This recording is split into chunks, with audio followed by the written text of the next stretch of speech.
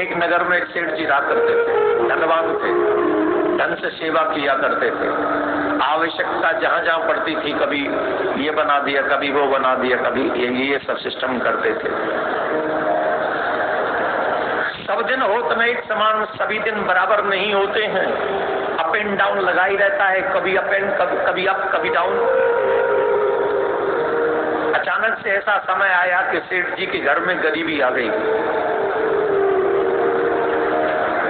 और उस गरीबी के कारण वहां थोड़ी सी परेशानी उनके घर में बढ़ी।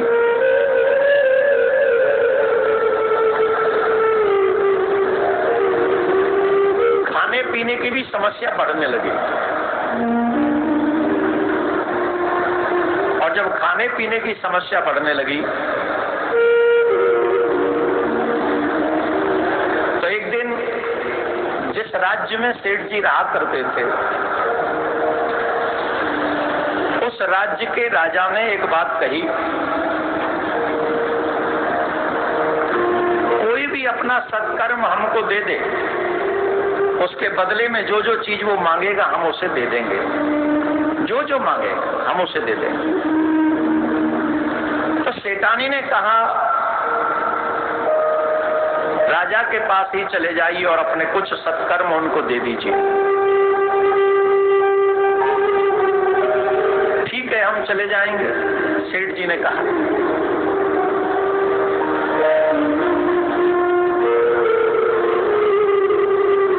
सेठानी ने 4 परामठे बना के रख दिए, क्या जाओ 4 पराठे बना दिए। सेठ जी 4 पराठे लेके चल दिए, वो 4 पराठे लेके जा रहे थे।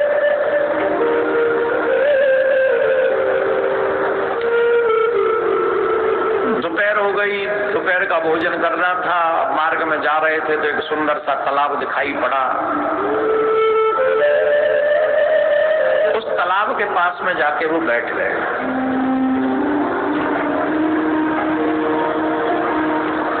और उस तालाब में जाकर जब तालाब के पास बैठ गए, हाथ मुंह धोया, हाथ मुंह धो के जब वो बैठे, जैसे ही रोटी खोली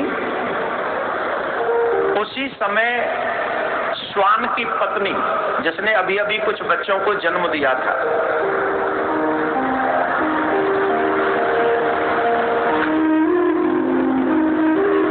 अभी अभी उसने कुछ बच्चों को जन्म दिया था और उसे बड़ी जोर से भूख लग रही थी।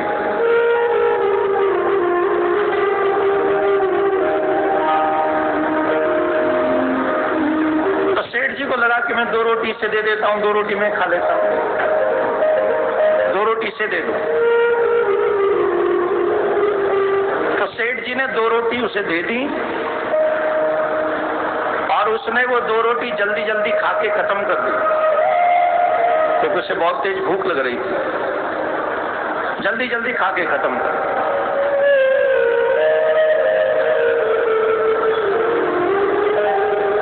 सेठ जी को लगा कि इसकी भूख अभी, और फिर वो दोनों रोटी खा के सेठ जी को फिर देखने लगी। सेठ जी को लगा कि अभी इसकी भूख तृप्त नहीं हुई और अभी अभी इसके कई बच्चे हैं, इस बेचारी को भूख लग रही होगी, मैं क्या करूं? मैं तो चलो शाम को खा लूंगा, नहीं तो कल खा लूंगा। उसने दोनों रोटी भी उसको और दे दी, बची हुई दोनों रोटी उसको दे दी। खुद भूखा रहकर जल पीकर सेठ राजा के यहाँ चला गया, 4 रोटी श्वान को खिला दी।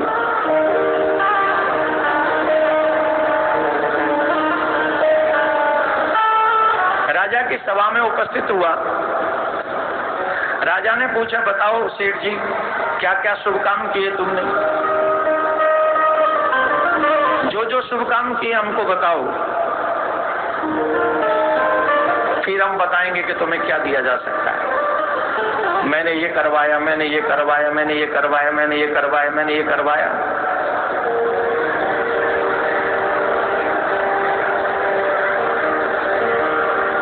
राजा ने कहा, आपने जितने भी ये शुभ कर्म गिनवाए हैं, इनमें से एक भी कर्म ऐसा नहीं है जिसके फलस्वरूप मैं तुम्हें कुछ दे सकूं, एक भी। शुभ कर्म ऐसा नहीं। और कोई शुभ कर्म हो तो बताओ, जिसके फलस्वरूप तुम्हें कुछ दिया जा सके। सेठ जी को लगा जब इतने इतने बड़े कोई कर्म नहीं है कुछ आपकी दृष्टि में, तो फिर तो और तो मैंने कुछ किया ही नहीं। सेठ जी जाने लगे तब राजा ने कहा, नहीं, एक कर्म तुमसे अच्छा हुआ जिसे तुम भूल रहे हो, जिसे तुम बता नहीं रहे हो। बोले क्या? बोले जब तुम आ रहे थे तो तुमने श्वान को अपने बट की रोटी खिलाई थी, भूखे श्वान को तुमने रोटी खिलाई थी, वो भी शुभ कर्म है, उसके बदले कुछ ले लो। सेठ जी ने कहा, बदले में तो मैं बाद में लूंगा जो कुछ लेना होगा, पर मुझे एक बात बताओ, इतने बड़े बड़े कर्म मैंने आपको गिनाए, नलकूप, जो नलकूप होते न पहले, कुआ इत्यादि खुदवाते थे, प्याऊ लगवाते थे, भोजन करवाते थे, ये करवाते थे, वो करवाते थे, यज्ञ करवाया, कथाएं सुनी, व्रत किए, वो मैंने तुमको बताया, वो तो आपने कहा कि वो कुछ है ही नहीं। वो क्यों नहीं है सत्कर्म, हमें ये बताइए। तो राजा ने बहुत अच्छी बात कही, जिन सत्कर्मों को करने के बाद आप मैं कह के दुनिया को बताते हो, उनका पुण्य तो वैसे ही नष्ट हो जाता है। आपने कोई सत्कर्म किया और आपने मैं कह के वो 10 जगह गा दिए, तो वो तो वैसे ही नष्ट हो गए। लेकिन कल तुमने श्वान को रोटी खिलाई और आज भूल गए और तुमने अभी तक किसी को बताया नहीं, वो गुप्त पुण्य है और उस गुप्त पुण्य का बहुत प्रभाव है, इसलिए वो अभी तक बना हुआ है। और उसका ये प्रभाव है कि मैं पूरा राज्य भी दे दूं तो भी बराबरी नहीं कर सकता उस पुण्य की, तो गुप्त है। आप सोचिए,